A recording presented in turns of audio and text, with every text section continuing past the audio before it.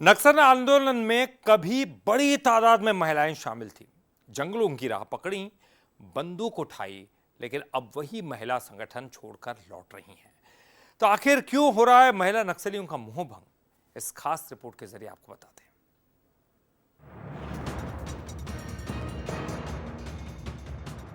एक समय था जब नक्सली संगठन में 50% महिला लड़ाके हुआ करती थी, जो हाथ में बंदूक उठाए हर मोर्चे पर तैनात रहती थी।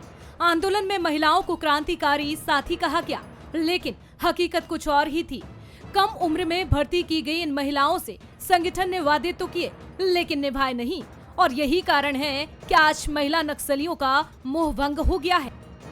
मुख्य धारा में लौट रही महिला नक्सली संगठन के भीतर लैंगिक भेदभाव बनी वजह, नेतृत्व और फैसले पर हाशिए पर रखा, दुर्व्यवहार और यौन शोषण की घटनाएं, स्वास्थ्य मातृत्व और जरूरतों की अनदेखी, कम उम्र में भर्ती और परिवार से अलगाव, सरकार की कारगर सरेंडर नीति भी वजह।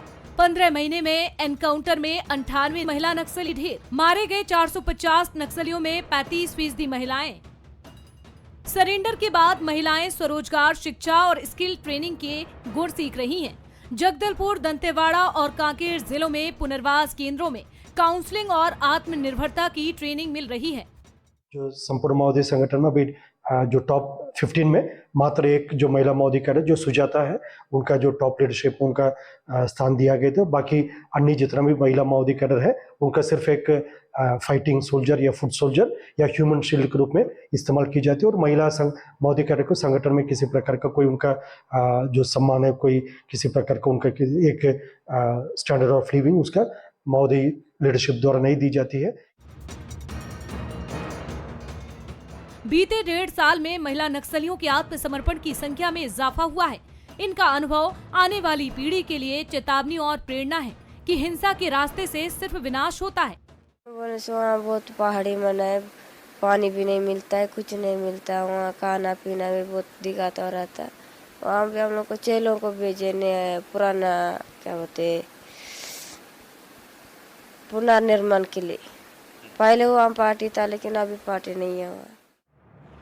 महिलाएं सिलाई, खेती, शिक्षा के जरिए नई जिंदगी की शुरुआत कर रही हैं।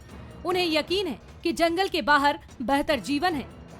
जो इस प्रकार की इनोसेंट महिलाएं हैं, बहकावे में आ गई हैं, या ऐसी परिस्थितियां उनके सामने, ऐसी विपरीत परिस्थितियां पैदा हो गई जिनकी वजह से वो नक्सलियों के साथ जुड़ी हैं, मुझे लगता है कि ऐसी बहुत सारी महिलाएं जो है उनके संगठन से दूर भी हुई हैं, और यही कारण है कि आज महिलाओं की संख्या कम दिखाई देती।